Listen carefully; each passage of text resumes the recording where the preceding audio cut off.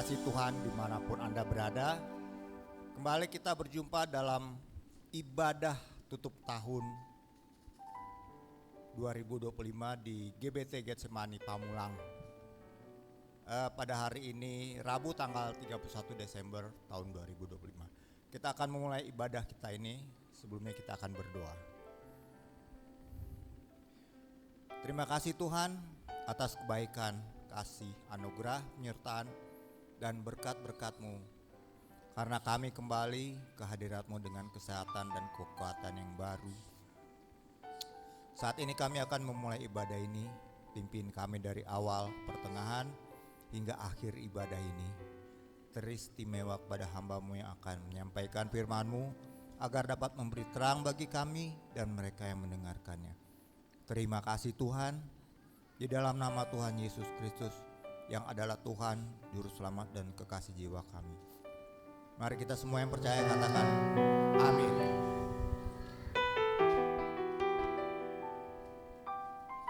Haleluya. Mari kita mau datang kepada Tuhan. Kita mau sembah Dia. Kita mau puji Dia. Hanya Dia yang layak kita tinggikan. Hanya Dia yang layak kita sanjung dan kita puji. Terima kasih Tuhan. Terima kasih. Terima kasih.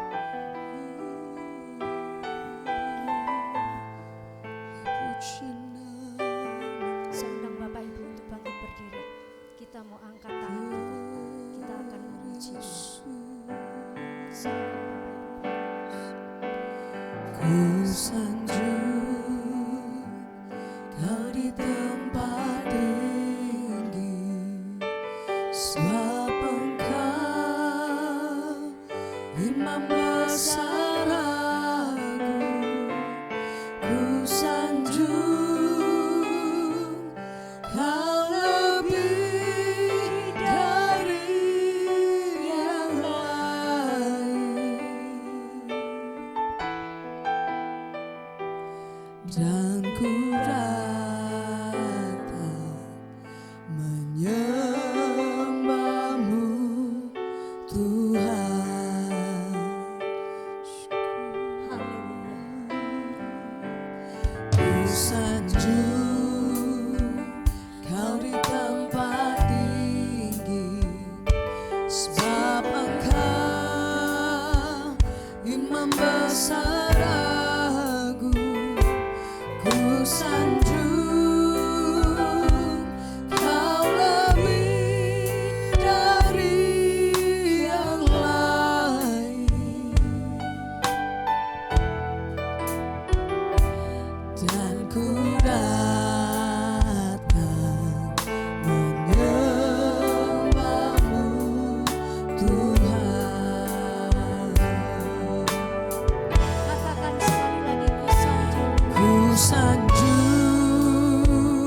Kau di tempat tinggi, sebab Engkau Imam besar agung. Ku sanjung Kau lebih dari yang lain,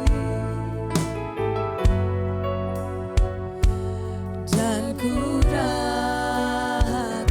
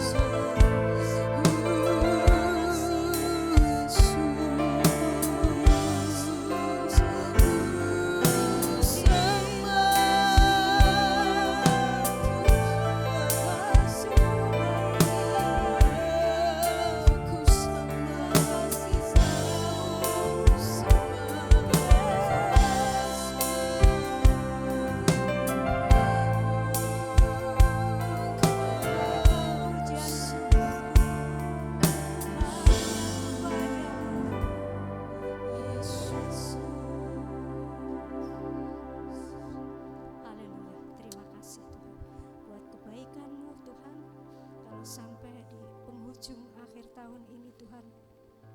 Kami boleh ada bukan karena kuat gagah kami Tuhan, tapi ini semua karena kasih kemurahan atas pemeliharaan-Mu dalam kehidupan kami. Terima kasih buat kebaikan-Mu Tuhan. Kiranya kami boleh terus Tuhan mengucap syukur atas segala berkat kebaikan-Mu Tuhan. Terima kasih Tuhan. Kami siap memuji memuliakan nama-Mu. Hanya dalam nama Tuhan Yesus kami sudah berdoa. Haleluya. Amin.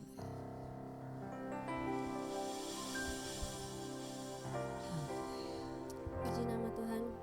Tiba saatnya kita akan memberikan persembahan. Jemaat Tuhan dipersilakan untuk duduk kembali. Kita akan memberikan persembahan kita. Sebelumnya mari kita akan berdoa. Bapa, kami bersyukur atas berkat-Mu sepanjang tahun ini. Terimalah persembahan syukur kami sebagai tanda kasih kami kepadamu. Kiranya apa yang kami beri dapat memberkati pekerjaan-Mu di tempat ini.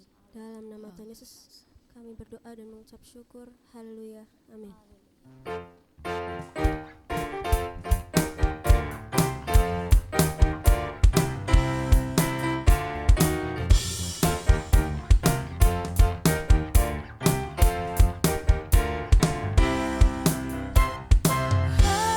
Siarkan di gunung, di bukit dan di mana jua. Hai, siarkan di gunung, lahirnya Al-Masih. Hai, siarkan di gunung, di bukit dan di mana jua. Hai, siarkan di gunung, lahirnya Al-Masih. Di waktu gembala menjaga dombanya, terpancar dari langit cahaya mulia. Hai, siarkan di gunung, di bukit dan di mana jua. Hai, siarkan di gunung, lahirnya Al-Masih. Hai, siarkan di gunung, di bukit dan di mana jua. Hai, siarkan di gunung, lahirnya Al-Masih. Lahirnya Al-Masih. Lahirnya Al-Masih. Jemaat Tuhan silakan bangkit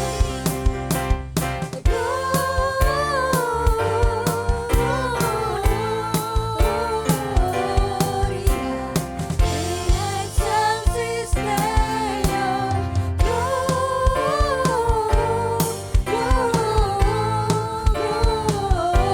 Gloria. In excelsis Deo.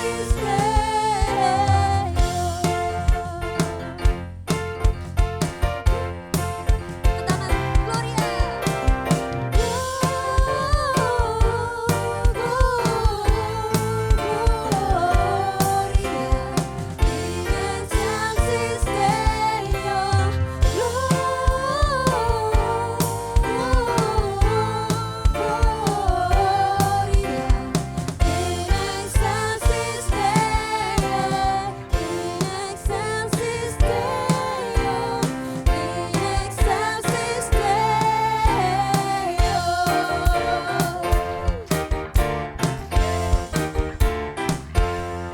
Haleluya. Jemaat Tuhan dipersilakan untuk duduk kembali.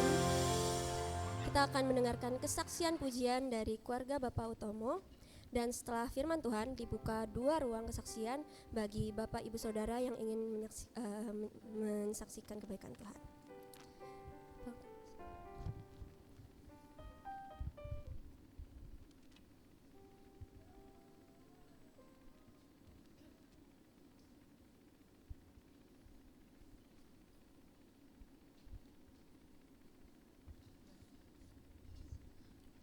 Puji Tuhan, haleluya ya. Baru kali ini istri saya mau ikut untuk bersaksi. Jadi puji Tuhan, ini luar biasa ini. Ada kemajuan. Kemarin saya bilang saya mau bersaksi, oh saya ikut Pak, luar biasa, berarti mereka digerakkan. Jadi saya tidak mendorong dia, tapi dia ada gerakan dari hati, luar biasa. Ini saya mau kesaksian dari 2024 yang kemarin ini, pada tanggal 28 bulan 10 2024, itu saya pernah jatuh, nah itu di rumah juga. Nah, terus mereka mengalami itu ringan, tangan sebelah kanan dan juga kaki tidak bisa digerakkan. Nah pada waktu itu juga, kalau tidak salah hari Senin, langsung dibawa sama anak saya juga, sama saya juga, itu maksudnya ke rumah sakit. Ke rumah sakit yang ada di Ciputat. Setelah di sana ada di scan, sudah apa, udah baik kan ya. Akhirnya dimasuk di opnam. Saya pikir tadi masih pikiran saya bisa kembali, bisa pulang. Ternyata memang harus nginap di sana. Luar biasa, 1 hari, 2 hari, 4 hari. Dan luar biasa Tuhan sudah sembuhkan ya.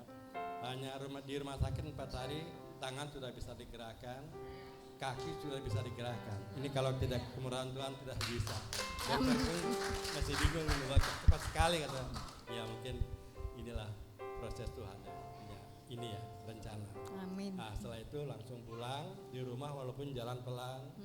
Cuman ada satu kendala yaitu jalannya sudah mulai membaik, tapi bicaranya Ngomongnya nggak bisa. bicaranya seperti anak baru belajar. Lah ini lagi, jadi kalau ditanya dia pikir lama gini, baru jawab. Saya terkadang kasihan kalau dia sekarang terima telepon dari saudaranya atau gini, tidak bisa langsung jawab. Dia diam dulu pikir.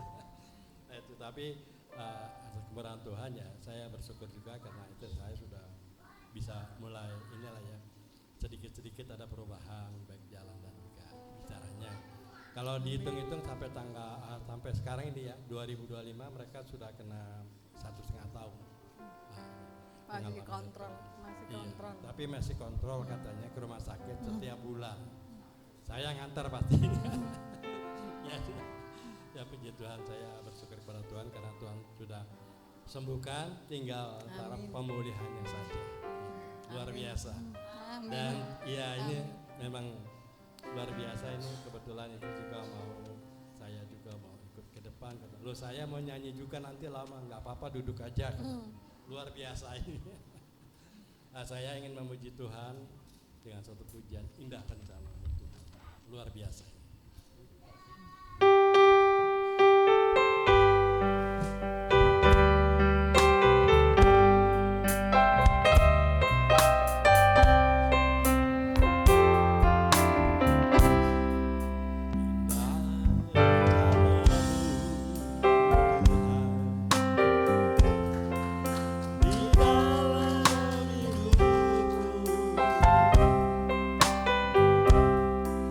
Walau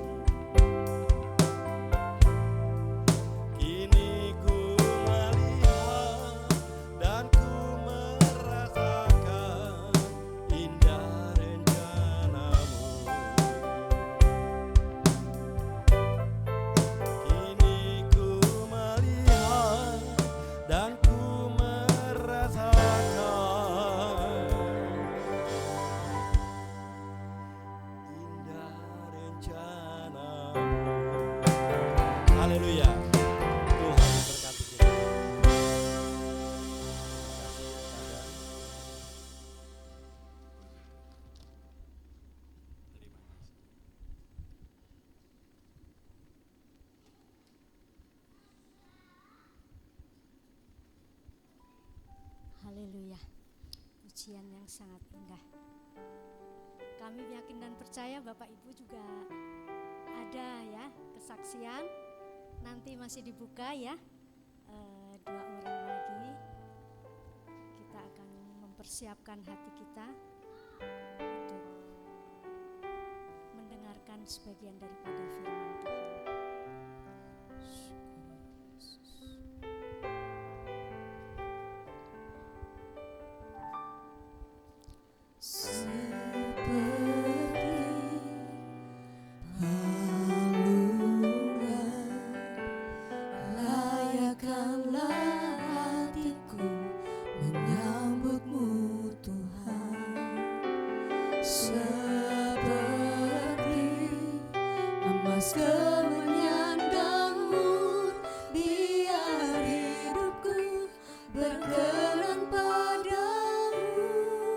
Katakan sekali lagi seperti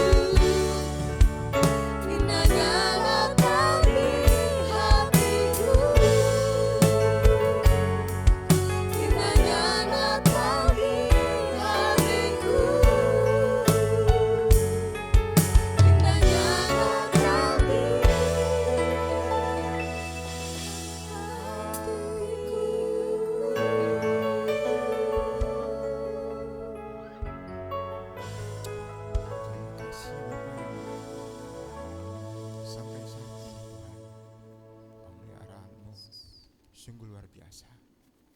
Di penghujung tahun 2025 ini ya Bapak, kami siap menghadapi segala tantangan.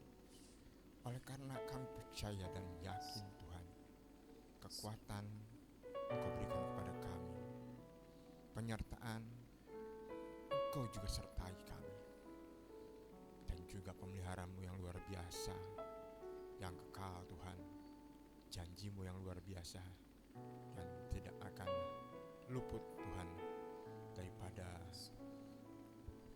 yang kami rasakan. Kami percaya Tuhan, apa yang akan terjadi nanti Tuhan, itu untuk kebaikan kami dan untuk kemuliaan nama Tuhan. Dan kami percaya Tuhan, anak-anak-Mu tidak dibiarkan Tuhan untuk berperang sendirian, sebab tangan kananmu akan teracung dan terangkat bagi setiap anak-anak-Mu yang percaya untuk memberikan kemenangan. Terima kasih Tuhan, biarlah pujian dan penyembahan kami Tuhan boleh menyenangkan hati-Mu dan menjadi dupa yang harum Tuhan di hadapan Engkau ya Bapa. Sebentar kami akan mendengarkan sebagian daripada firman-Mu ya Bapa. Ajar kami untuk duduk diam Tuhan seperti Maria, dan biarlah segala firman dan benih yang tertanam Tuhan boleh menghasilkan buah-buahnya. Di dalam nama Tuhan Yesus Kristus kami berdoa dan mengucapkan syukur. Haleluya. Amin.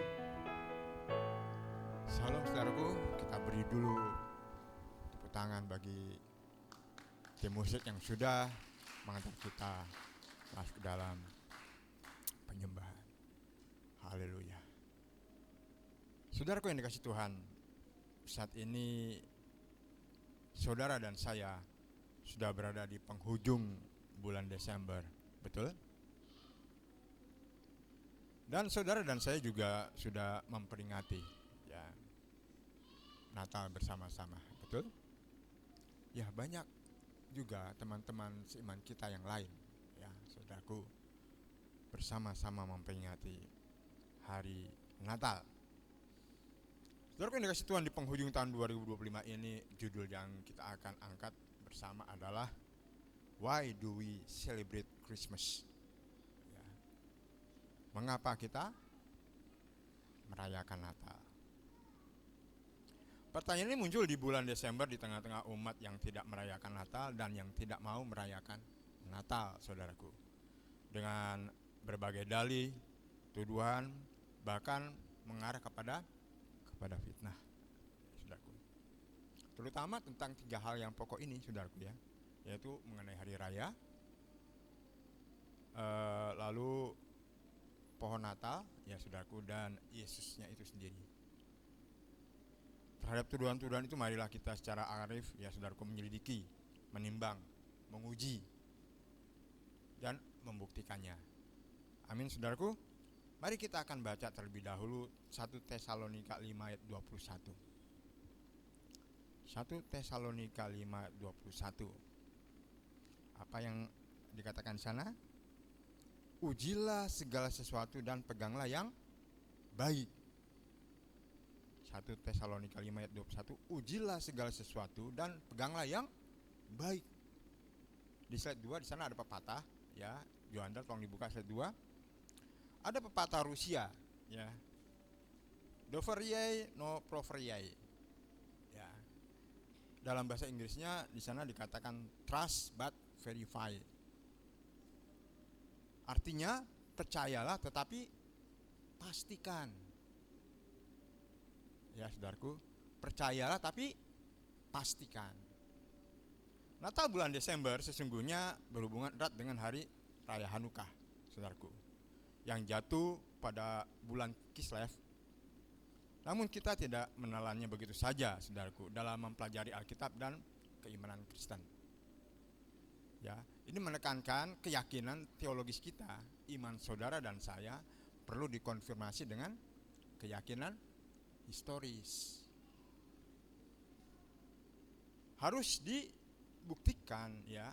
Tanpa bukti itu hanya omong kosong, dongeng, ya saudaraku ya. Saya tidak akan mengajak saudara untuk pusing bersama-sama memikirkan hitungan melalui angka-angka, ya saudaraku ya. Tapi saya akan mengajak saudara melihat data. Ya. Yang pertama, saudaraku, mengenai hari raya. Pertama-tama kita harus tahu nama-nama bulan pada kalender Yahudi. Ya, yang set ketiga boleh silakan dibuka Jondra. Saudara lihat di bagian kiri atas, ya kelihatan nggak tuh? Ya. Di bagian kiri ke kanan ada nomor 1 sampai dengan 12. Ada nama-nama bulan beserta nama bulan kalender yang sekarang. Dan nama-nama hari besar Yahudi beserta musimnya. Mulai dari Nisan, ya saudaraku, Iyar, Sivan, dan seterusnya sampai bulan terakhir itu adalah bulan yang ke-12 adalah Adar. Tapi Adar 1 ada juga Adar yang kedua. Kenapa demikian? Jumlah hari kalender Yahudi itu ada 354. Ya saudaraku, karena dia berbasis bulan. Dia berbasis bulan. Selalu dimulai dengan bulan baru untuk mengimbangi tahun yang lebih pendek, ya saudaraku, dibandingkan dengan kalender yang berbasis matahari yang sekarang kita jalani, saudaraku. Maka ada satu bulan tambahan secara berkala disisipkan di antara bulan Adar, bulan yang terakhir, dengan bulan yang pertama atau bulan Nisan, ya, atau Adar yang kedua. Jadi tambahannya itu tidak mesti. Saudara lihat di sebelah kanan bawah itu ada tulisan Adar yang kedua. Itu sebagai tambahan atau sisipan, ya saudaraku, sesuai dengan kebutuhan yang diperlukan. Dan bulan pertama pada kalender Yahudi adalah Nisan, saudaraku, yang jatuh pada bulan Maret sampai dengan April pada kalender yang sekarang, saudaraku. Bagi orang Israel ya, kuno, saudaraku, ya, bulan itu menjadi simbol bangsa itu sendiri, saudaraku. Matahari pada akhirnya ini menjadi simbol Mesias. Kalau saudara baca di dalam Maliaki 4 ayat 2, ya, karena bulan tidak menghasilkan cahaya. Bulan itu sebetulnya termasuk bintang, saudaraku. Bulan itu tidak menghasilkan cahayanya sendiri. Maka simbolis ini sangat tepat. Israel itu seharusnya memantulkan cahaya Mesias kepada dunia. Karena yang namanya matahari, ya saudaraku, dia adalah sumber cahaya dan sumber panas. Memberikannya kepada bintang-bintang sebagai pantulan. Jadi cahaya yang dihasilkan oleh bintang atau bulan itu adalah pantulan dari matahari. Kembali kepada nama-nama bulan. Yang pertama adalah bulan Nisan, Iyar, lalu Sivan, Tammuz, Manakem, ya, Manakem Ave atau Ab, Elul, dan yang ketujuh adalah Tishrei. Ini perhatikan, bulan yang pertama adalah Nisan, bulan yang ketujuh adalah Tishrei. Tishrei itu jatuh di bulan September hingga Oktober, ya saudaraku, ya. Di sana ada hari raya Rosh Hashanah dan Yom Kippur. Ini adalah waktu sakral dalam agama Yahudi. Lalu bulan yang ke-8 adalah Sivan, itu adalah Oktober hingga November, saudaraku. Para rabi yang pertama kali memulai mengerjakan kalender Yahudi pada abad ke-4 Masehi ini menyadari bahwa membatasi semua bulan di bulan ya, di setiap bulan itu bulannya ada yang 29 atau 30. Tetapi saudaraku, dia tidak, walaupun sama dengan yang sekarang, tapi jumlahnya tetap berkurang. Jumlahnya hanya 354 dalam setahun, ya saudaraku, ya. Sehingga dia perlu lagi 1 bulan untuk menyesuaikan dengan kalender-kalender yang sekarang, ya saudaraku. Lalu bulan yang ke-9 adalah Kislev, ya, yang dianggap sebagai bulannya Natal. Lalu yang 10 adalah Tifet, ya, Tefet, dan 11 adalah Sifat, dan yang ke-12 adalah Adar 1 dan Adar 2. Selanjutnya saudaraku, bagaimana cara menghitung jatuhnya perayaan Natal? Berbeda dengan perayaan Paskah, saudaraku, dalam Alkitab tidak ada keterangan secara eksplisit, saudaraku, yang menyatakan kapan Yesus Kristus itu dilahirkan, ya. Slide yang keempat silakan dibuka, Jondra. Kita hanya membaca dalam Lukas 1 ayat 9 bahwa malaikat Gabriel, ya saudaraku, ya, menemui Maria di Nazaret untuk menceritakan kabar gembira akan lahirnya Yesus pada bulan ke-6. Ya, saudara harus perhatikan ini, ya. Lahir Yesus pada bulan ke-6 setelah kunjungannya kepada Imam Zakaria, yang juga memberitahukan akan lahirnya Yahya atau Yohanes Pembaptis, ya. Kalau saudara baca Lukas 1 ayat 5 sampai dengan 25, mengisahkan bahwa Imam Zakaria itu berasal dari rombongan Abia, ya saudaraku, mendapat giliran bertugas di bait Allah Yerusalem. Lalu yang kedua, seperti dicatat dalam 1 Tawarikh 24, saudaraku, ayat 7 sampai dengan 18, ada 24 rombongan imam yang bertugas di bait Allah. Dan Abia termasuk rombongan ke-8, saudaraku. Termasuk rombongan yang ke-8. Dan ada yang mencoba menghitung kapan Imam Zakaria bertugas di bait Allah, yang termasuk dalam rombongan yang ke-8 Abia ini.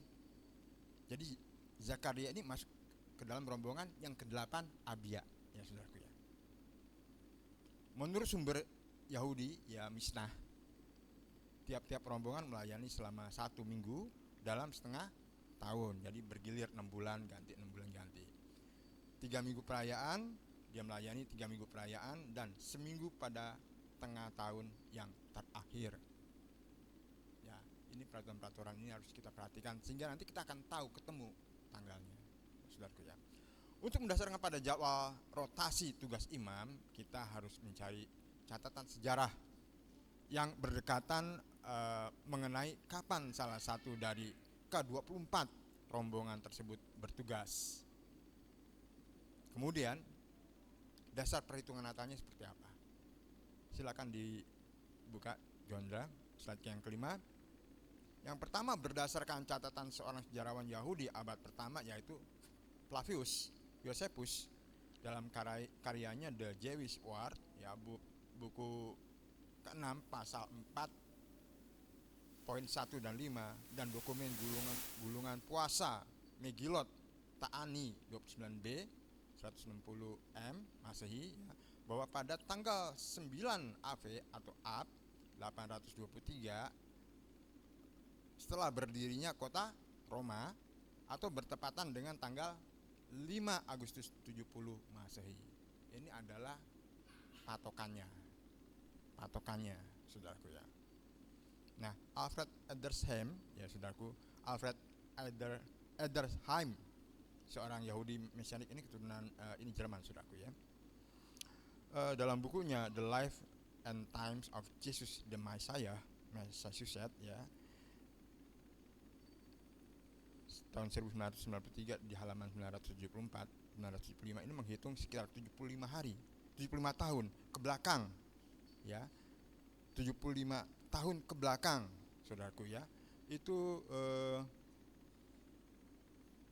sejak tahun 823, ya, 75 tahun ke belakang sejak tahun 823, menemukan bahwa rombongan Abia jatuh pada minggu kedua bulan Tisre, yaitu bulan Tisre itu kalau di sekarang itu September Oktober jatuhnya, ya saudaraku ya, tahun 748, karena berbeda 75 tahun. Jadi tahun 748, ya saudaraku, setelah berdirinya kota Roma. Bulan ke-6 setelah Tisre itu jatuh pada tanggal 14 Nisan. Nisan itu jatuh bulan apa, saudaraku? Maret dan April tahun 749 setelah berdirinya kota Roma. Bunda Maria mulai mengandung Yesus, dan 9 bulan kemudian Yesus dilahirkan pada tanggal 25 bulan Kislev, 9 bulan setelah Nisan, tahun 749 setelah berdirinya kota Roma, atau bertepatan dengan kalender kita yang sekarang adalah 25 Desember. Selanjutnya, kalau malaikat Gabriel menemui Maria untuk memberitakan kelahiran Yesus 6 bulan sesudah itu, kalau sudah baca Lukas 1 ayat 26 di sana, bahwa malaikat Gabriel itu menemui Maria, saudaraku. Maka ditemukan bahwa Maria mulai mengandung Yesus pada tanggal 14 Nisan yang sejajar dengan 25 Maret. Fakta bahwa kabar gembira kepada Maria itu terjadi pada tanggal 25 Maret atau 14 Nisa, saudaraku, sudah dicatat oleh para bapak gereja paling awal, yaitu sejak Irenaeus 130 sampai dengan 202 Masehi, Hippolytus 170 sampai dengan 235 Masehi, dan Sextus Julius Afrianus 160 sampai dengan 244 Masehi. Tanggal kelahiran Yesus Kristus dapat dihitung di sini 9 bulan setelah 25 Maret. Akan jatuh pada tanggal 25 Desember. Demikian catatan sejarah dalam garis besar yang menjadi dasar bagi bapak-bapak gereja kuno untuk menghitung jatuhnya perayaan-perayaan gerejawi. Gereja purba di Yerusalem mula-mula menyejajarkan Natal ini dengan perayaan Hanukkah yang jatuh pada tanggal 25 bulan ke-9, yaitu Kislev, yaitu ketika musim dingin. Kalau kita baca Yohanes 10 ayat 32, perayaan dimulai tanggal 25 Kislev sampai dengan Tevet. Ya. Selanjutnya, saudaraku, Sextus Julius Africanus 160 sampai dengan 220 Masehi ini juga mencatat bahwa tanggal 25 Desember sebagai tanggal kelahiran Kristus. Dalam bukunya yang berjudul Chronographia, Julius mengutip keyakinan orang Yahudi bahwa alam semesta dunia diciptakan pada tanggal 25 Maret, sehingga tanggal tersebut memiliki makna kosmis. Artinya alam semesta dan isinya ini secara harmonis, ya saudaraku, diciptakan pada tanggal 25 Maret. Ini orang Yahudi sampai ke sana, saudaraku, sampai detail ke sana. Karena kenapa? Karena dia memiliki bahan, karena dia memiliki sumber yang bisa dipercaya. Jadi timeline-nya seperti ini, saudaraku ya. Silakan buka Joandra di slide yang ke-6. Timeline-nya seperti ini. Yang pertama, bulan Ibrani Tisre, ya Tisri atau Tisre itu adalah September sampai dengan Oktober tahun 748 setelah dibangunnya kota Roma, setelah berdirinya kota Roma di abad ke-6 sebelum Masehi. Nah, Zakaria melakukan tugas keimaman ya saudaraku di bait Allah dalam rombongan Abia. Lukas 1 ayat 5 sampai dengan 9. Dan malaikat mengatakan pada Zakaria mengenai kelahiran Yohanes Pembaptis. Sudah bisa baca dalam Lukas 1 ayat 11 sampai dengan 15. Itu yang pertama. Yang kedua adalah bulan Ibrani Adar. Ini adalah Februari sampai dengan Maret tahun 749 setelah berdirinya kota Roma. Itu abad kelima sebelum Masehi. Inilah bulan kelima Elizabeth dan istrinya Zakaria mengandung, saudaraku ya. Mengandung. Kalau saudara buka Lukas 1 ayat 24. Lalu yang ketiga adalah bulan Ibrani Nisan, yaitu Maret dan April tahun 749 setelah berdirinya kota Roma. Abad 5 sebelum Masehi, saudaraku. Pada bulan ke-6 masa kehamilan Elizabeth, Allah mengutus malaikat, saudaraku, Gabriel ke Nazaret kepada seorang perawan yang bertunangan dengan Yusuf dari keluarga Daud. Lukas 1 ayat 26 sampai dengan 36. Saudara bisa baca. Dan Maria tinggal bersama Elizabeth selama 3 bulan ke depan sampai genap 9 bulan waktu Elizabeth untuk melahirkan Yohanes Pembaptis. Saudara bisa lihat di sini berapa selisih antara Yesus dengan Yohanes Pembaptis? 6 bulan. 6 bulan.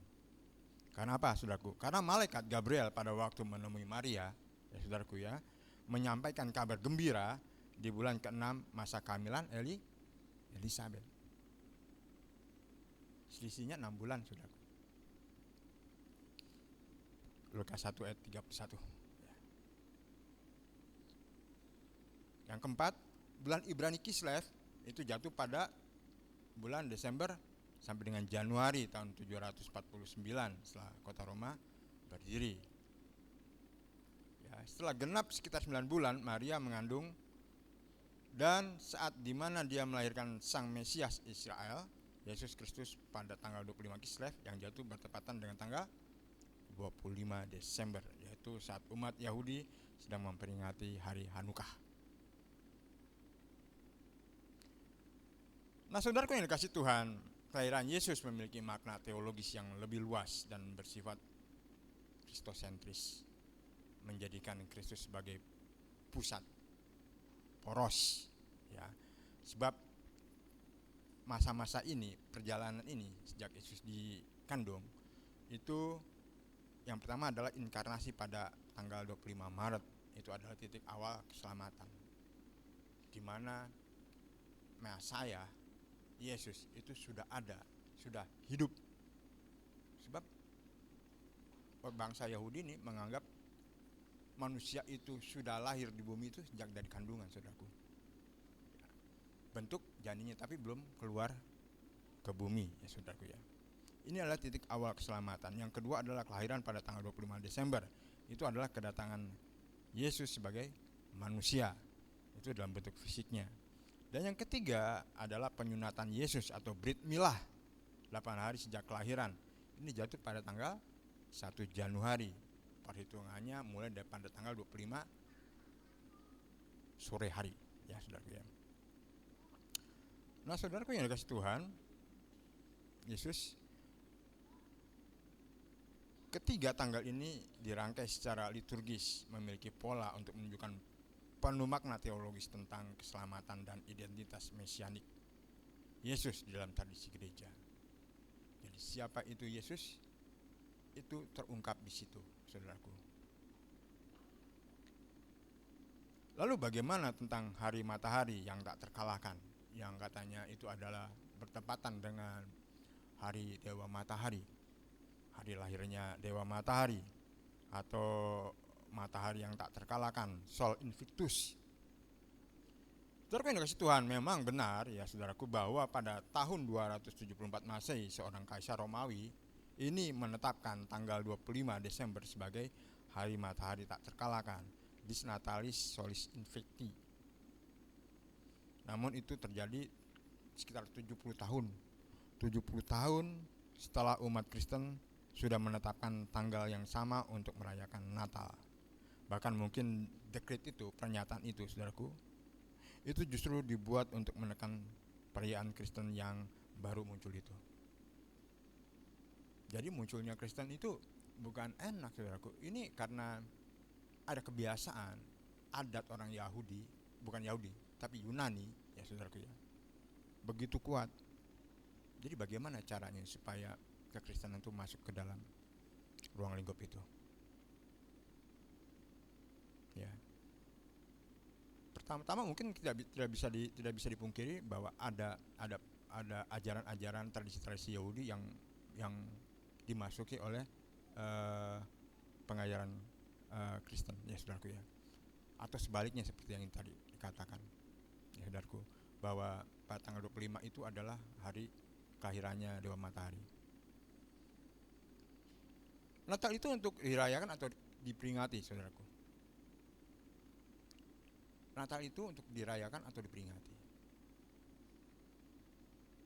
Perayaan hari kelahiran Yesus Kristus memang tidak tertulis, bahkan tidak ada anjuran dalam Alkitab untuk merayakannya, saudaraku. Tidak ada anjuran untuk memasang pohon terang dan lain sebagainya, ya saudaraku. Tetapi memperingati, saudaraku, mengingat kelahiran Yesus Kristus itu, Allah yang inkarnasi itu, saudaraku, itu mutlak. Kita baca dalam 2 Timotius 2 ayat 8, slide yang ke-7 silakan dibuka Juandra. 2 Timotius 2 ayat 8. Saya akan bacakannya bagi saudara. Ingatlah ini, perhatikan kata ingatlah ini, Yesus Kristus yang telah bangkit dari antara orang mati, yang telah dilahirkan sebagai keturunan Daud, itulah yang kuberitakan dalam Injilku. Di dalam translate bahasa Yunaninya di sana dikatakan ada kata nemo neoi, ya saudaraku ya. Nemo neue. Ini artinya ingatlah. Dalam ayat ini saudaraku ada tiga hal penting yang diberitakan oleh Paulus, yaitu mengenai kebangkitan dari kematian, kelahiran Yesus Kristus, dan perintah Paulus kepada Timotius, saudaraku. Perhatikan kata ingatlah, saudaraku. Ini menggunakan kata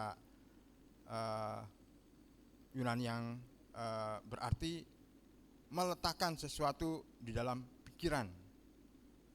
Akar kata yang sama juga dijumpai dalam ayat ini, saudaraku. Kita akan buka Lukas 22 ayat 19.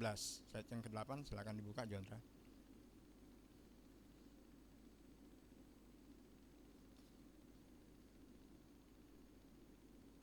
Saya akan membacakannya bagi saudara. Lukas 22 ayat 19. Lalu ia mengambil roti, mengucap syukur, memecah-mecahkannya dan memberikannya kepada mereka. Katanya, inilah tubuhku yang diserahkan bagi kamu. Perbuatlah ini menjadi peringatan akan aku. Ini transit interlinearnya juga di dalam bahasa Yunani juga ada kata yang sama. Kalau kita lihat di bawah, di sana dikatakan eisten amen anemnesin. Slide yang 9, silakan dibuka, Jondra. Anemnesin adalah bentuk akusatif dari amnemnesis, saudaraku. Ya, saudara bisa lihat di situ. Ini pada dasarnya sama dengan kata naomai, ya saudaraku, meletakkan sesuatu di dalam pikiran atau mengingat.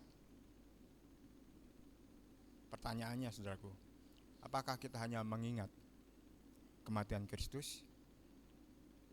Apakah kita tidak mengingat kebangkitannya juga? Dan apakah kita tidak mengingat kelahirannya? Tadi sudah kita baca, justru kebangkitan dan kelahiran Yesus Kristus itulah yang menjadi inti pemberitaan Rasul Paulus seperti tertulis dalam 2 Timotius 2 ayat 8 di atas, saudaraku. Merayakan jelas berbeda dengan memperingati, betul, saudaraku? Apa bedanya? Merayakan cenderung berhura-hura. Ini konotasi yang negatif, saudaraku. Berpesta. Tetapi mengingat adalah lawan kata melupakan. Tentu kita tidak akan melakukan tindakan seperti yang lawan katanya ini, saudaraku ya. Jadi saudaraku, ingat judul khotbah ini, apakah itu salah? Judul khotbahnya apa, saudaraku? Mengapa kita merayakan Natal? Judul yang dipergunakan adalah justru menjelaskan bahwa orang percaya, saudara dan saya, tidak berhura-hura atau berpesta pora, tapi memperingati. Sebab kenapa? Sebab konteks merayakan dengan berhura-hura dan berpesta pora adalah tuduhan fitnah orang-orang yang tidak percaya.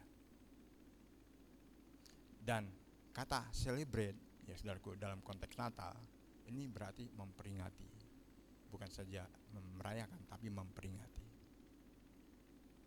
Jadi sudut pandangnya berbeda. Kalau itu tuduhan, yes, itu merayakan. Tapi nyatanya kita memperingati.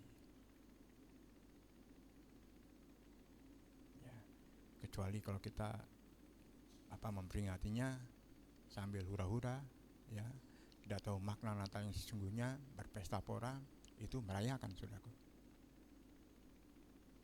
Maka jelas bagi umat Kristiani yang memperingati kelahiran Yesus dalam satu hari tertentu tidaklah bertentangan dengan ajaran Alkitab. Bahwa orang-orang percaya harus mengingat kelahiran, yes, kematian dan kebangkitan dalam karya besar dari Tuhan kita Yesus Kristus. Itu wajib hukumnya, saudaraku. Allah yang maha tinggi yang telah sudi datang ke dunia untuk misi penyelamatan bagi semua umat manusia, saudara dan saya. Amin. Ya. Mengapa kita memperingati Natal? Nah, ini pertanyaan lanjutan, saudaraku. Ya. Kita mau merayakan atau memperingati, oke. Mengapa kita memperingati? Karena Natal juga itu adalah tradisi surgawi, saudaraku. Natal adalah tradisi surgawi yang pernah dilakukan para malaikat di surga, saudaraku. Natal pertama dimulai saat malaikat menyampaikan apa, saudaraku? Kelahiran Yesus Kristus di dunia dan kemudian dirayakan di surga. Kalau Kalau dirayakan di surga, mereka nggak pesta pora, saudaraku ya. Kalau dirayakan di surga, pujian dan penyembahan, sukacita. Ya. Tapi kalau dirayakan dunia, siapa yang bisa jamin? Nggak ada yang bisa jamin. Ya. Kalau itu dirayakan dan memiliki makna seperti memperingati. Kita akan baca Lukas 2 ayat 13 sampai dengan 14, saudaraku.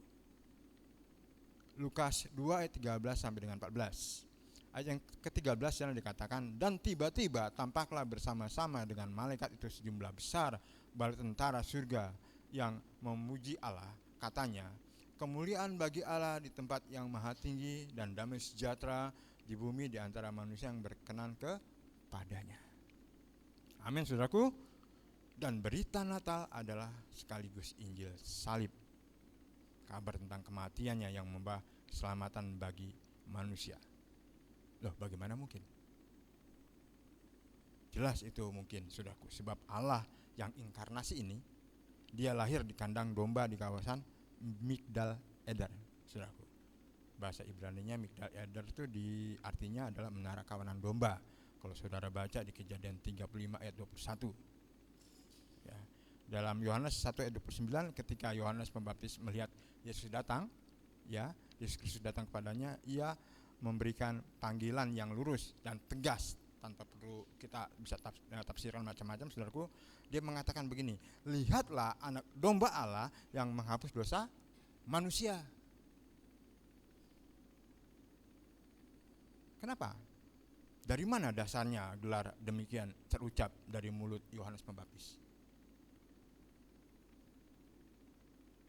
Sebab Yohanes Pembaptis ini tahu, saudaraku, Yesus Kristus lahir di Migdal Eder, dan itu adalah tempat bagi para domba-domba yang sedianya dipersembahkan sebagai kurban di bait Allah. Slide ke-10, silakan dibuka, Jondra. Di dalam Misnah Sekalim 7.4, saudaraku, di sana tertulis, hewan-hewan yang ditemukan atau dipelihara pada padang rumput dalam jarak tertentu dari Migdal Eder adalah yang digunakan sebagai binatang kurban untuk upacara di bait Allah di Yerusalem. Saudaraku, jika seekor binatang yang layak untuk mesbah ditemukan atau tersesat, saudaraku, dari Yerusalem dan sejauh Migdal Eder ke Yerusalem, dan demikian pula jika ditemukan dalam jarak itu dari Yerusalem ke arah lainnya dalam radius yang sama. Jadi kira-kira Yerusalem ke Migdal Eder itu kira-kira 10 kilometer, saudaraku. Nah, itu radius seperti itu dianggap bahwa hewan itu berasal dari Yerusalem, saudaraku. Sebagian besar binatang di Yerusalem ditujukan untuk persembahan, dan mungkin yang ini juga, saudaraku. Laki-laki dianggap sebagai korban bakaran, maksudnya laki-laki jantan, ya, saudaraku. Ini bicara mengenai binatang, saudaraku, mengenai domba. Betina dianggap sebagai korban damai karena dibenarkan membawa korban damai perempuan. Rabi Yehuda mengatakan binatang yang sesuai untuk persembahan Paskah yaitu seekor domba atau anak jantan berusia 1 tahun, dianggap sebagai persembahan Paskah dengan syarat ia ditemui dalam masa 30 hari sebelum perayaan Paskah. Jadi domba itu dipelihara, ya, saudaraku, sebelum saatnya. Ya, jadi nggak boleh ada cacat celah di situ, saudaraku. Di dalam apa, saudaraku? Memberikan persembahan. Nggak boleh ada cacat celah. Kalau kita lihat domba-domba, kambing-kambing yang sekarang dijual, waduh, itu saya rasa kalau pada zaman dulu itu nggak masuk hitungan, saudaraku. Ya, begitu ketat. Ini dipelihara di daerah ini saja, di daerah Migdal Eder, saudaraku. Yang tidak jauh, yang jauhnya kurang lebih adalah 1 mil dengan Bethlehem. Ya, tapi masih satu kawasan. Ya, ini namanya Padang Efrata, ya, saudaraku, ya. Jadi Natal pertama ini adalah di Migdal Eder, meliputi 2 berita besar Ya saudaraku, mengenai kelahiran Sang Mesias di tempat khusus domba yang hendak dipersembahkan di bait Allah, ya saudaraku, berita kematian korban dari Sang Mesias untuk menebus dosa sebagai penggenap segala domba-domba yang telah dipersembahkan di tabernakel atau bait Allah. Yesus itu lahir di dekat domba-domba, di sekitaran domba-domba, saudaraku. Dan Yohanes Pembaptis itu tahu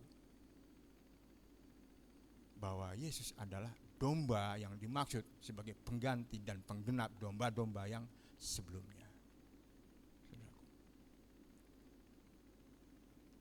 Migdal Eder sebagai tempat kelahirannya yang tidak biasa itu sebagai penggenap dari seluruh kurban-kurban yang dipersembahkan sejak kematian binatang berdarah yang pertama di Taman Eden, dan berlanjut di sepanjang perjanjian lama digenapi dengan lahirnya anak domba Allah, Seh Ha Elohim. Ini yang kelak akan mati sebagai penggenap segala kurban-kurban penghapus dosa yang pernah diberikan. Kalau kita pikir-pikir luar biasa ya saudaraku ya. Kenapa Yesus lahir kok enggak di tempat-tempat pertanian ya saudaraku ya? Kenapa enggak di antara orang-orang yang pemungut cukai yang juga sama berdosanya? Kenapa dia ditempatkan di tempat domba-domba itu?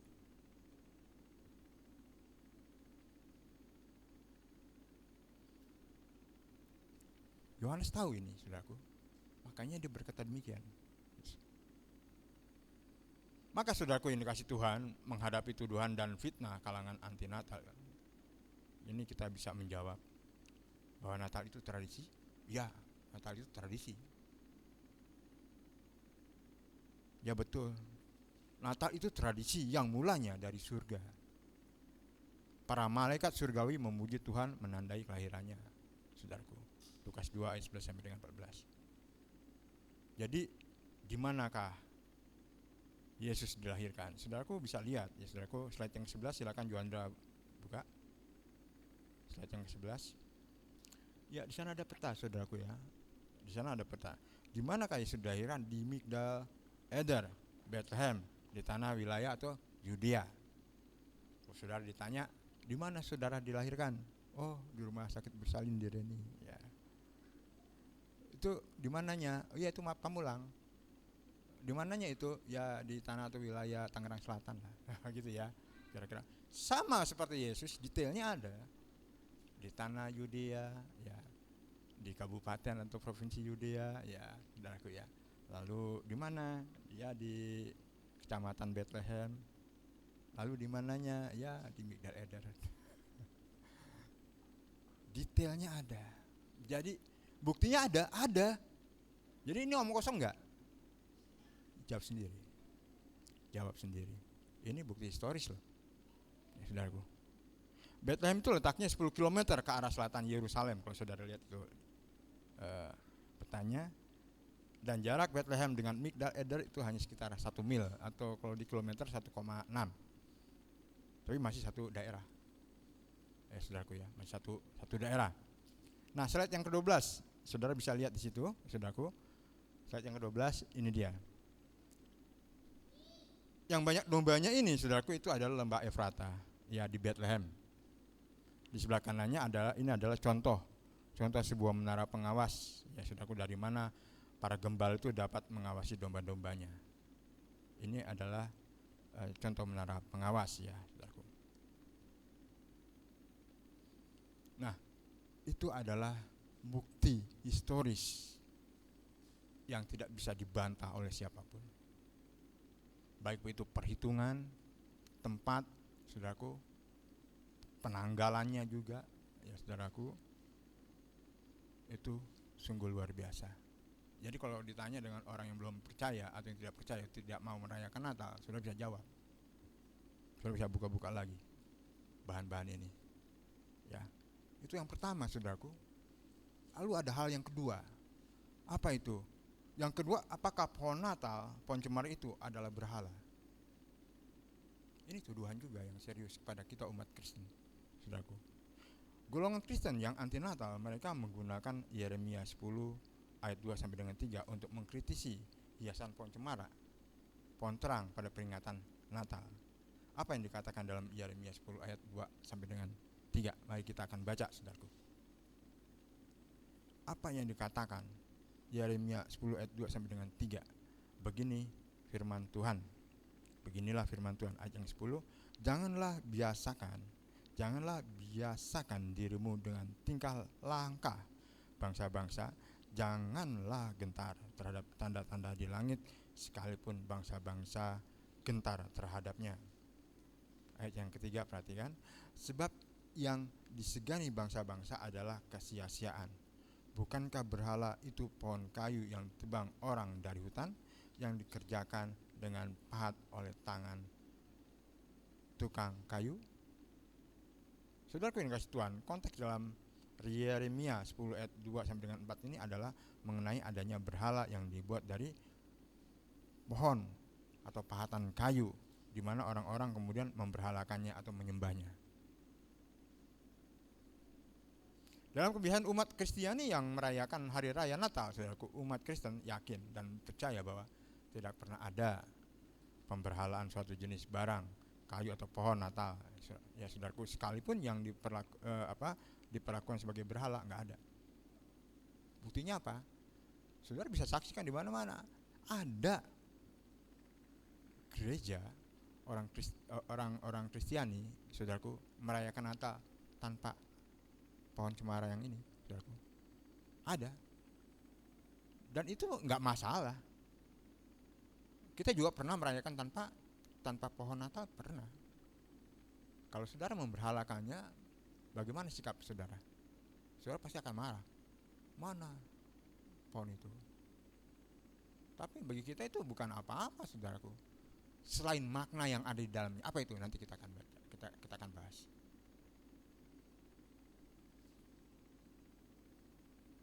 Nah, saudaraku yang dikasih Tuhan, dekorasi lilin, lampu yang menyala dan dipasang pada pohon cemara yang disebut pohon terang, yang saudara lihat di depan ini, saudaraku, adalah serapan dari tradisi Yahudi pada perayaan Hanukkah.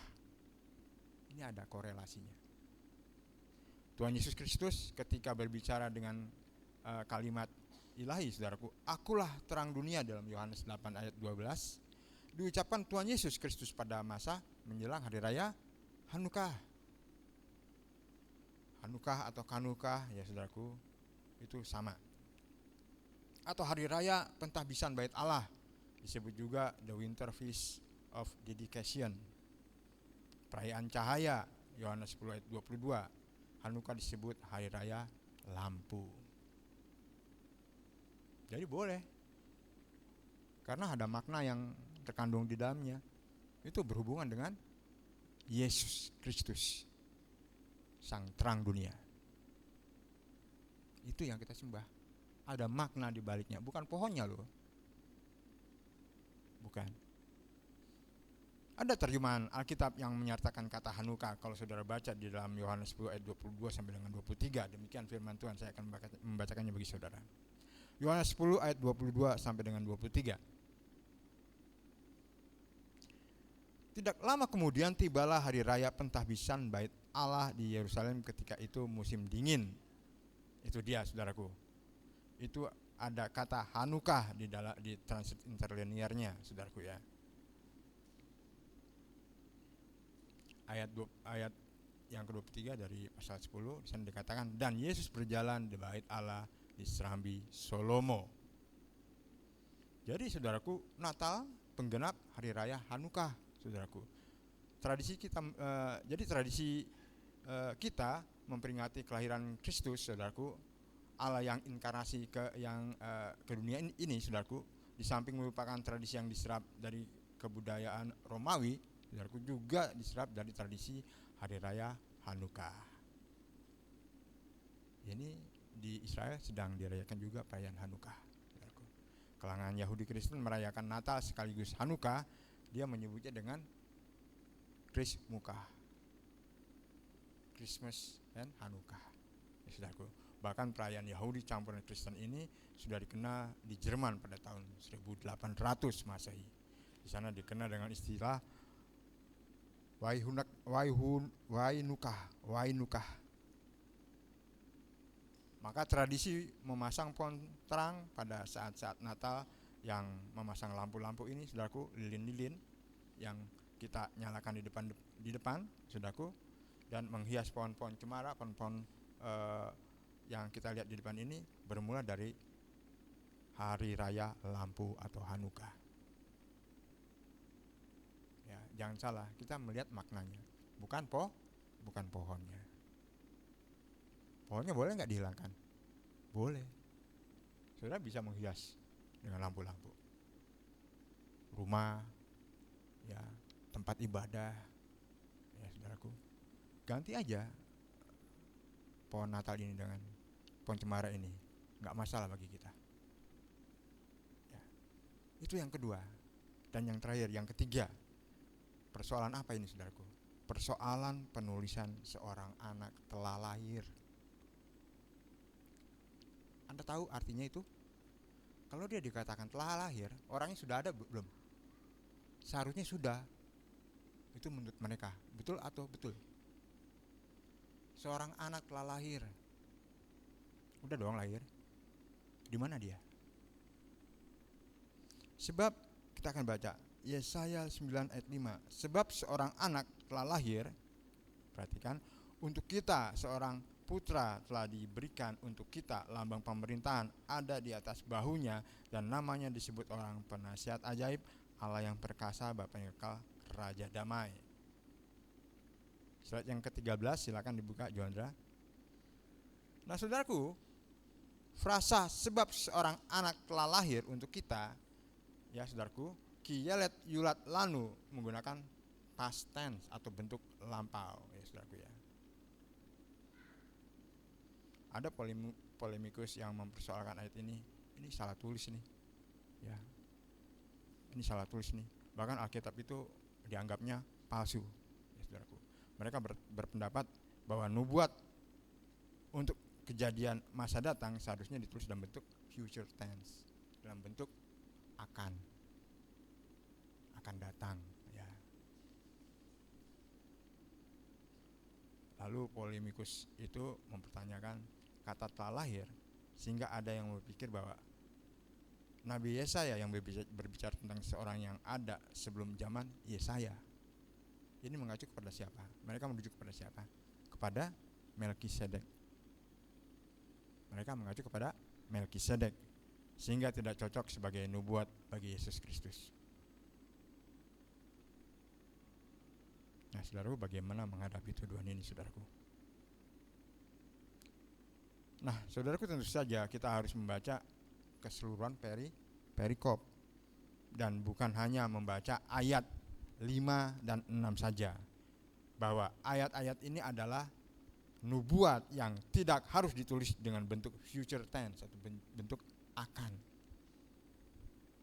Jikalau kita memahami konteks keseluruhan perikop dalam Yesaya 8 ayat 23 sampai dengan pasal 9 ayat 1 sampai dengan 6. Konteksnya adalah berita mengenai the government of the promised son, atau pemerintahan putra yang dijanjikan. Putra yang dijanjikan.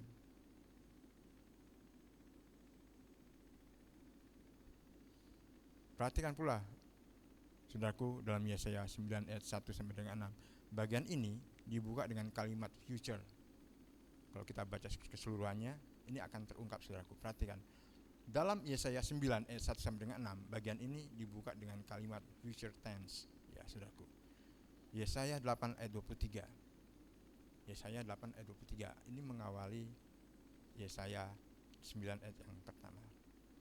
Kalau dahulu Tuhan merendahkan tanah Zebulon dan tanah Naftali, maka di kemudian hari Ia akan memuliakan jalan ke laut, daerah seberang sungai Yordan, wilayah bangsa-bangsa lain. Ini bentuk future. Ini akan. Kan kita harus membaca perikop loh, satu perikop loh.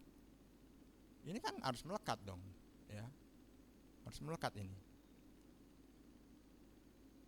Lalu Yesaya 9 ayat 6 ini juga ditutup dengan kalimat future tense, saudaraku. Demikian firman Tuhan. Yesaya 9 ayat 6. Besar kekuasaannya dan damai sejahtera tidak akan berkesudahan di atas tata Daud dan di dalam kerajaannya, karena ia mendasarkan dan mengokohkannya dengan keadilan dan kebenaran dari sekarang sampai selama-lamanya. Kecemburuan Tuhan semesta alam akan melakukan hal ini. Future tense, akan. Kecemburuan Tuhan semesta alam akan melakukan hal ini. Jelas ini adalah nubuat yang akan terjadi, dan Yesaya 9 ayat 1 sampai dengan 6 ini yang ditulis dengan kata telah, mengacu pada zaman generasi ketika Yesus Kristus dilahirkan saat itu, dan khususnya juga selama pelayanan Yesus di daerah Galilea, di mana banyak sorak-sorai dan sukacita. Artinya, Nabi Yesaya bernubuat mengenai zaman kedatangan Yesus Kristus pada abad pertama yang dijelaskan dalam ayat 1 sampai dengan 6, bukan Melkisedek. Kesimpulannya, saudaraku, kata telah tersebut tetap berada dalam frame konteks future tense. Konteksnya future tense, masa yang akan datang. Jadi jangan ambil sepotong-potong.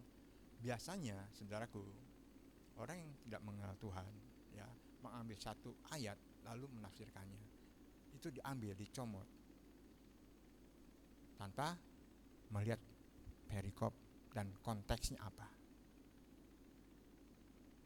Iman ini harus kita pertanggungjawabkan, saudaraku. Kesimpulannya, kata telah tersebut berada dalam frame dan konteks future tense, saudaraku. Lagi pula perlu dipahami, ya saudaraku, kalau dalam sastra Ibrani kadang bentuk perfect, saudaraku, bentuk past tense ini digunakan dalam nubuat untuk menyatakan hal tersebut itu pasti akan terjadi, pasti akan digenapi, saudaraku, pasti akan dilakukan oleh Allah. Sebab Allah kalau berjanji itu pasti ditepati. Contoh lain yang menggunakan bentuk perfect, ini yang terakhir, saudaraku. Contoh lain yang menggunakan bentuk perfect untuk menyatakan kepastian pada apa yang terjadi pada masa datang, yaitu berkat untuk Yakub dari Allah. Kejadian 28 ayat 15. Saya akan membacakannya bagi saudara. Kejadian 28 ayat 15. Sesungguhnya aku menyertai engkau dan aku akan melindungi engkau kemanapun engkau pergi, dan aku akan membawa engkau kembali ke negeri ini, sebab aku tidak akan meninggalkan engkau, melainkan tetap melakukan apa yang kujanjikan kepadamu. Ini dalam bahasa Ibraninya ada kalimat asiti di sana, saudaraku. Diberarti apa yang kujanjikan ini akan digenapi atau ditepati, saudaraku. Janji Allah untuk tetap dilaksanakan, saudaraku, ditulis dalam bentuk perfect atau past tense, asiti. Aku telah melakukannya, untuk menyatakan kepastian, kesungguhan bahwa Tuhan akan selalu menyertai. Pertanyaannya, janji apa yang tidak digenapi oleh Allah? Janji apa yang tidak digenapi oleh Allah? Tidak ada. Haleluya. Saya undang pemusik maju ke depan.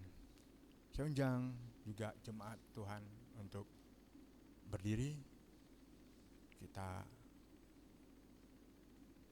sudah mendengarkan firman Tuhan, dan kiranya firman Tuhan boleh tertanam.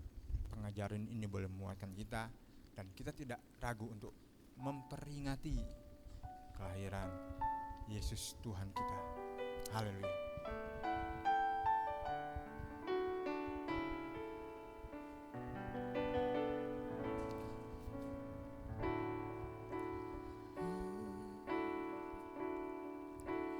Oh Yesusku, Engkaulah Raja damai. Kau turun ke dunia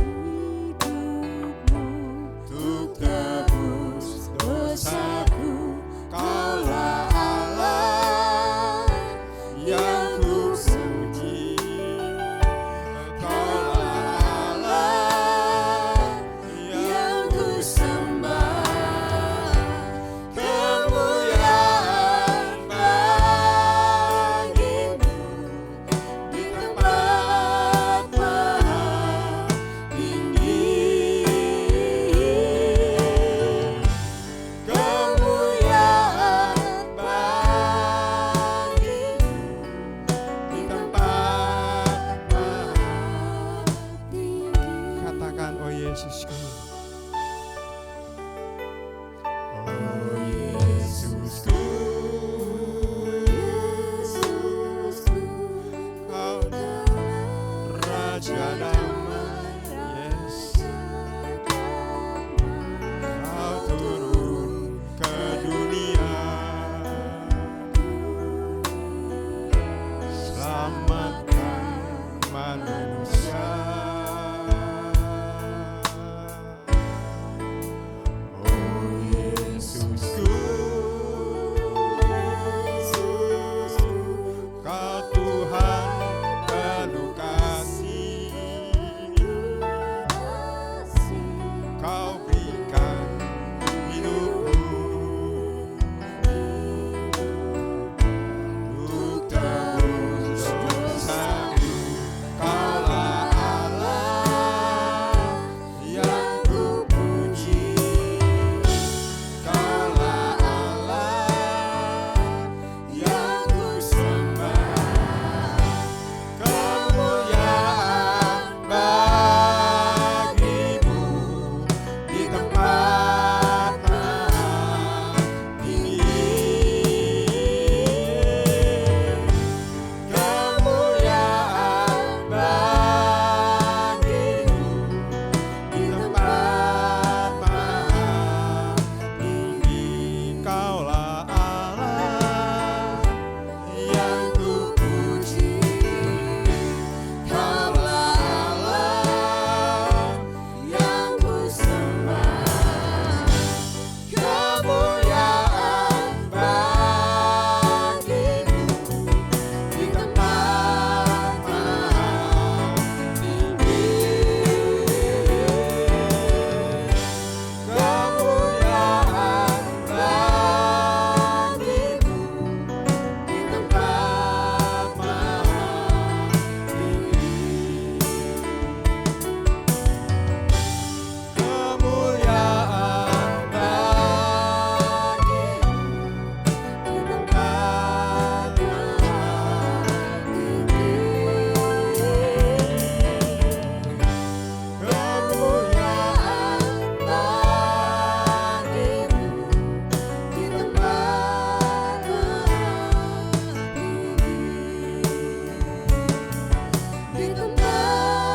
maha tinggi. Kemuliaan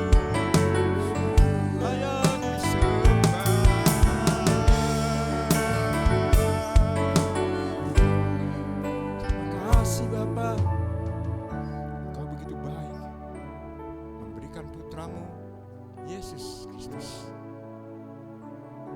dan menempatkannya di hati kami di antara para domba, supaya dia dijadikan kurban penebus salah bagi kami, Tuhan. Satu kali untuk selama-lamanya, sehingga kami terbebas dari segala dosa yang mengekang, membelenggu kehidupan kami. Tidak Allah yang seperti Engkau yang sanggup melakukan segala perkara ini, ya Bapa. Kasih-Mu, Tuhan, kasih-Mu melalui Yesus Kristus mendamaikan kami, ya Bapa. Mendamaikan kami dengan Engkau melalui Yesus. Terima kasih Tuhan. Terima kasih. Kami mengucap syukur Tuhan akan segala perkara yang terjadi dalam kehidupan kami. Baik itu saat di mana kami menerima Dirimu sebagai satu-satunya juru selamat yang begitu hebat dalam kehidupan kami. Kami melihat tidak ada alternatif lain yang dapat menyelamatkan kami, bukan dengan perbuatan kami ya Bapa. Kami bukan siapa-siapa yang begitu kuat untuk melakukan segala penebusan salah di hadapan Engkau ya Bapa. Segala perbuatan baik kami itu adalah gombah, itu adalah kain kotor di hadapan Engkau ya Bapa. Mengapa kami begitu rindu ketika kami memperingati hari kelahiran Engkau ya Tuhan? Karena kami tahu segala makna yang terjadi di balik itu semua. Engkau yang adalah terang dunia, yang menebus kami, membawa kami keluar dari kegelapan menuju kepada terang yang ajaib. Menjadi korban satu-satunya yang tidak dilakukan, yang tidak bisa dilakukan oleh siapapun juga. Dan kami percaya Tuhan, kelahiran Yesus Kristus yang inkarnasi ke dunia ini itu memberikan pengharapan bagi kami di kemudian hari melalui kebangkitannya. Itu sebabnya Tuhan, Engkau layak ditinggikan dan diperingati oleh karena Engkau adalah Allah yang hidup. Tidak ada Allah yang seperti ini, tidak ada orang yang seperti ini. Semuanya mengalami maut di hadapan Tuhan. Tetapi Yesus Kristus, Dia mati bagi kami, menebus kami. Dia mati di atas kayu salib, bangkit pada hari yang ketiga, naik ke surga, dan duduk di sebelah kanan Allah Bapa. Dia adalah Allah kami, Allah umat-Mu ya Tuhan. Pengharapan kami adalah melihat bagaimana kebangkitan Kristus itu terjadi. Tanpa kebangkitan Kristus, iman kami ini sia-sia. Tanpa kebangkitan Tuhan kami Yesus Kristus, percaya kami kepada Engkau itu tidak ada gunanya. Sebab itu adalah pengharapan kami umat-Mu ketika kami nanti menghadapi pada saatnya nanti kedatangan-Mu yang kedua kali. Terima kasih Bapa. Kami tidak ragu lagi Tuhan untuk memperingati hari kelahiran-Mu Tuhan. Kami tahu bahwa tugas kami adalah memberikan kabar baik ini bagi saudara-saudara kami yang belum mengenal Engkau. Memberitakan apa yang telah Engkau amanatkan dalam kehidupan kami. Dan juga memberitakan kebenaran berdasarkan fakta historis, bahwa kebenaran yang kami yakini, iman yang kami yakini itu adalah berdasarkan dari bukti historis yang kami miliki dan bukan iman percaya buta kami, sehingga orang-orang bisa belajar, mempelajari dan mengerti siapa sebenarnya Engkau ya Tuhan. Terima kasih Tuhan, terima kasih Roh Kudus. Mulut kami sudah diam ya Tuhan, dan sudah selesai. Tapi bukan pada saat yang akan datang kami berdiam diri, tetap mengabarkan Injil, kabar gembira ini Tuhan, melalui siapa saja yang kami jumpai. Terima kasih Tuhan, pakai kami Tuhan dengan luar biasa. Di tahun yang 2026 ini Tuhan, kami percaya penyertaan-Mu tidak kurang ya Bapa, dan pemeliharaan begitu luar biasa dalam kehidupan kami. Dengan ini kami yakin dan percaya dalam iman kami Tuhan. Kami menghadapi kemenangan di tahun 2026 ini. Terima kasih Tuhan. Terima kasih Roh Kudus. Di dalam nama Tuhan Yesus Kristus kami sudah berdoa dan mengucapkan syukur. Silakan duduk saudaraku. Amin.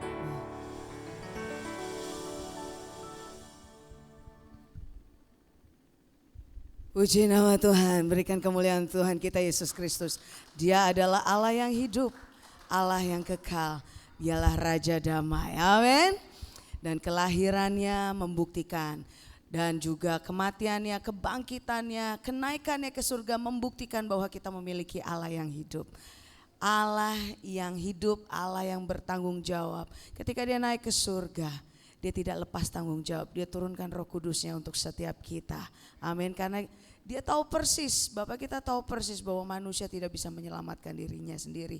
Oleh sebab itu dia memberikan anak yang tunggal untuk mati di atas kayu salib menebus dosa kita semua. Dan bangkit naik ke atas surga untuk menyediakan tempat bagi kita semua. Sehingga di mana dia berada, di situ kita berada. Amin. Puji nama Tuhan. Baik, puji nama Tuhan Bapak Ibu Saudara sekalian. Kita akan memberikan persembahan yang kedua. Dan kita juga akan mendengarkan beberapa pengumuman Ministry and Church Update. Dan kemudian dibuka 2 ruang kesaksian bagi Bapak Ibu Saudara sekalian yang ingin menyaksikan cinta kasih Tuhan. Yakin dan percaya kita semua menerima yang terbaik daripada Tuhan, amin.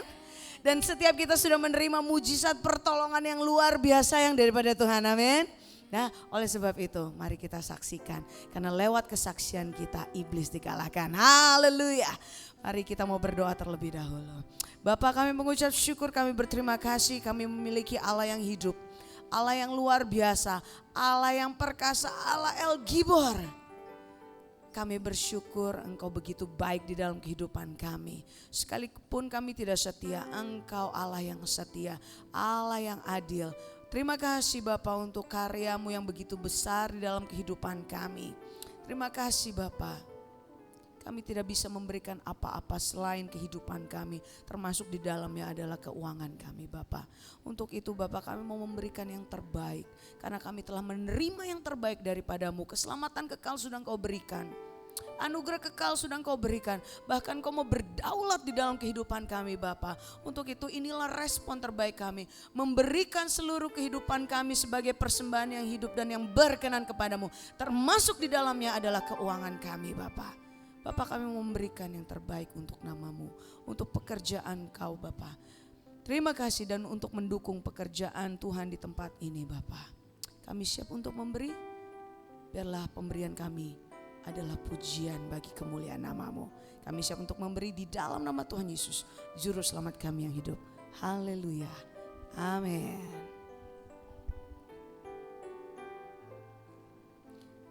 Baik, saya akan membacakan beberapa pengumuman, diantaranya ibadah awal tahun akan diadakan di hari Minggu tanggal 4 Januari tahun 2026 jam 10 pagi di tempat ini. Kemudian ibadah BKMT bersama keluargaku melayani Tuhan akan dilaksanakan di pertengahan bulan Januari, di minggu yang kedua Januari 2026. Baik, demikian pengumuman, dan saya yakin dan percaya setiap kita sudah mendapatkan segala sesuatu yang terbaik daripada Tuhan. Dan 2025 merupakan tahun yang dahsyat untuk setiap kita, bahkan untuk gereja Tuhan di tempat ini, amin. Ya, dan juga untuk berkeluarga di tempat ini, jemaat Tuhan yang ada. Saya yakin bukan hanya 1-2 kesaksian, melainkan ada banyak sekali kesaksian yang mungkin malu mau disaksikan, tapi nggak ada kesaksian yang memalu-malukan gitu. Karena ini untuk memuliakan nama Tuhan. So kalau yang masih ragu-ragu, ayo bulatkan tekad untuk menyaksikan kebaikan Tuhan. Ya, 1 orang sudah mendaftar tadi, Pak Sigit diberikan waktu untuk menyaksikan cinta kasih Tuhan. Kasih tepuk tangannya dong. Haleluya. Setelah ini ada satu kesempatan lagi bagi jemaat Tuhan yang ingin menyaksikan. Yeay! Dan walaupun hari ini hanya dibuka 3 ruang kesaksian, masih ada next week gitu ya. Di minggu yang akan datang masih akan dibuka ruang kesaksian bagi jemaat Tuhan yang rindu untuk menyaksikan cinta kasih Tuhan. Amin. Puji nama Tuhan. Pak Sigit.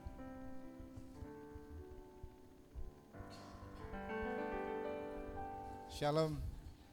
Terima kasih waktu yang diberikan kepada kami.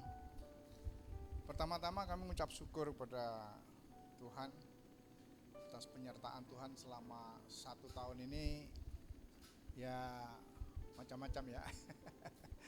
Tapi kami yakin dan percaya penyertaan Tuhan selalu yang terbaik.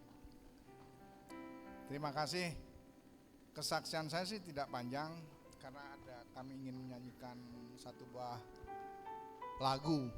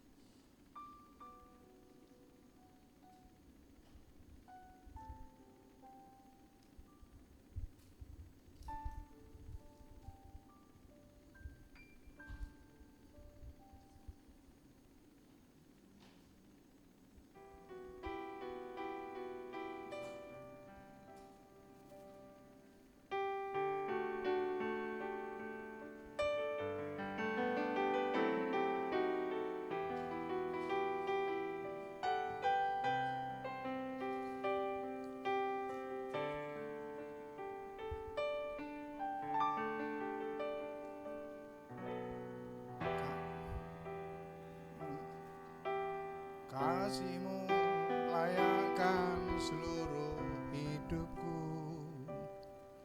mampukan ku melakukan yang Kau inginkan.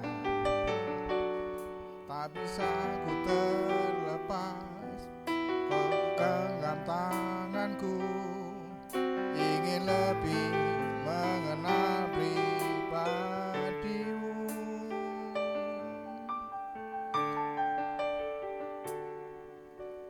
Kasih-Mu layakkan seluruh hidupku, mampukan melakukan yang Kau inginkan. Tak bisa terlepas, Kau genggam tanganku, ingin lebih mengenal pribadi-Mu. Ku terhubung denganmu, selalu melekat di hatimu. Firman-Mu itulah dasar hidupku yang berdaulat atasku.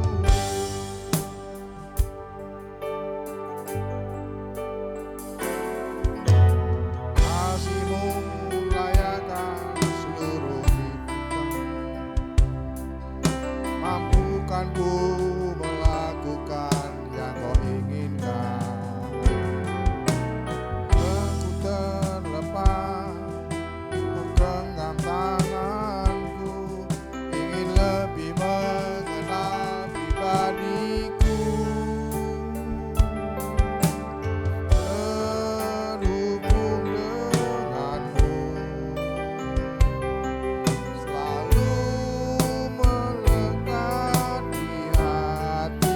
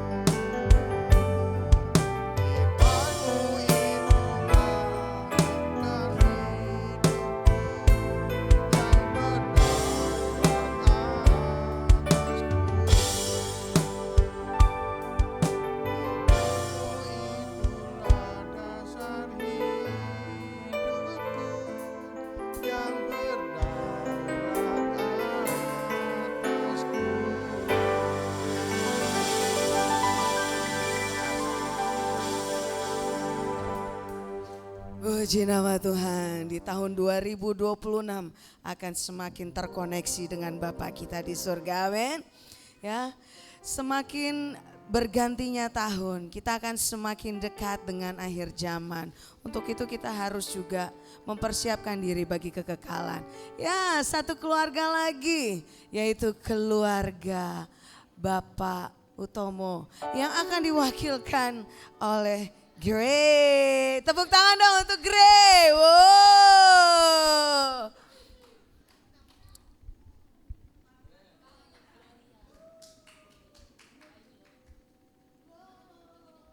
Kami datang bawa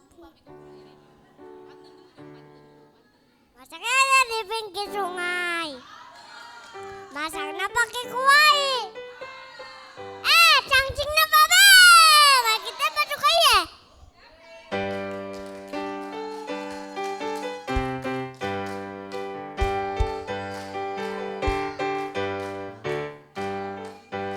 Bawa pujian, bersuka, memuji Tuhan, satukan suara nyanyikan, soyak kemenangan.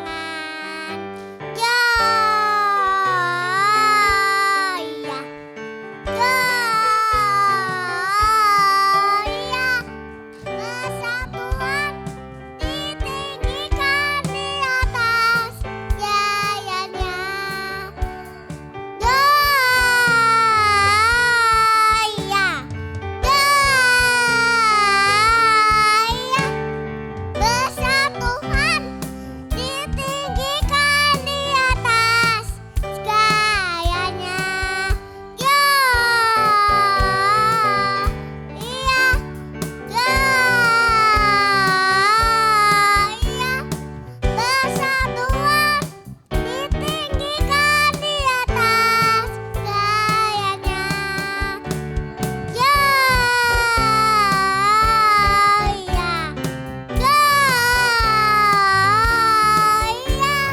Persatuan ditinggikan di atas segalanya.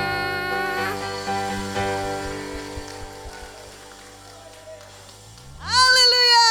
Sekali lagi tepuk tangan buat Gray. Woo. Biarlah semua memuji dan membesarkan nama Tuhan. Mulai dari yang kecil sampai yang tua memuji nama Tuhan. Haleluya. Baiklah Bapak Ibu Saudara sekalian.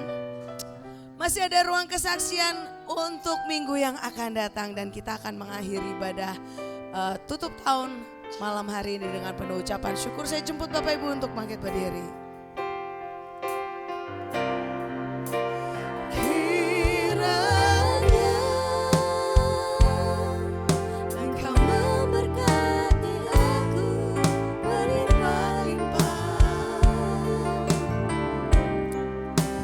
dan memperluas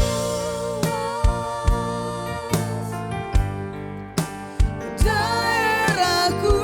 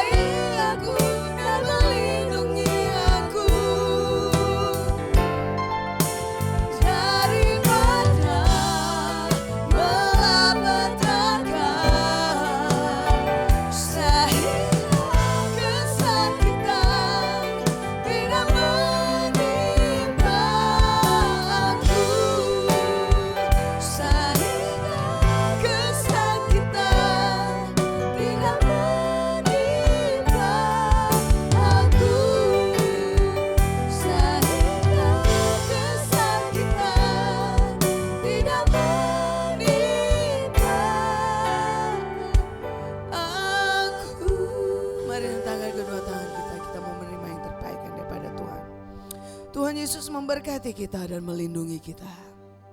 Tuhan Yesus menyinari kita dengan wajah-Nya dan memberikan kita kasih karunia. Tuhan Yesus menghadapkan wajah kepada setiap kita dan memberikan kita kasih karunia. Bahkan Tuhan Yesus menghadapkan wajah-Nya kepada setiap kita dan memberikan kita damai sejahtera. Diberkatilah keluarga kita, diberkatilah usaha, pekerjaan, pendidikan, studi dan pelayanan dari keluarga kita. Dikuatkan iman, pengharapan dan kesetiaan di dalam mengiring Yesus. Sebab berkat dari Allah Bapa, Allah Putra dan Allah Roh Kudus menyertai kita semua. Mulai dari hari ini sampai Tuhan Yesus datang ke hal yang kedua. Di dalam nama Tuhan Yesus, Juru Selamat kami yang hidup. Haleluya. Amin. Kami memuji kebesaran-Mu, ajaib Tuhan,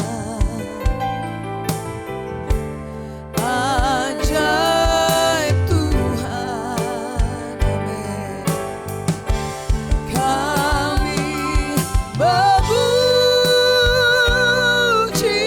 kebesaran-Mu, ajaib Tuhan, ajaib Tuhan. Kami memuji kebesaran-Mu, ajaib Tuhan, ajaib Tuhan.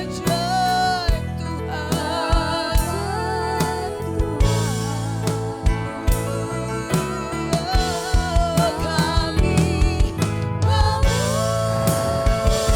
memuji kebesaran-Mu,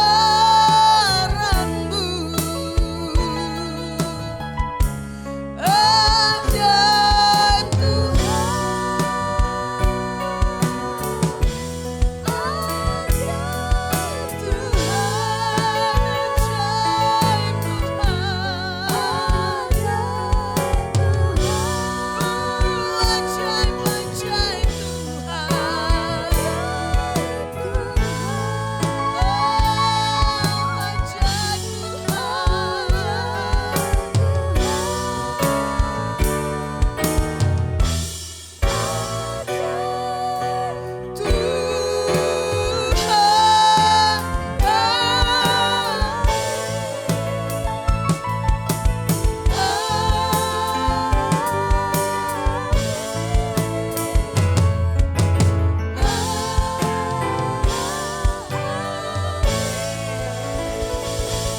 Selamat menyongsong tahun baru 2026.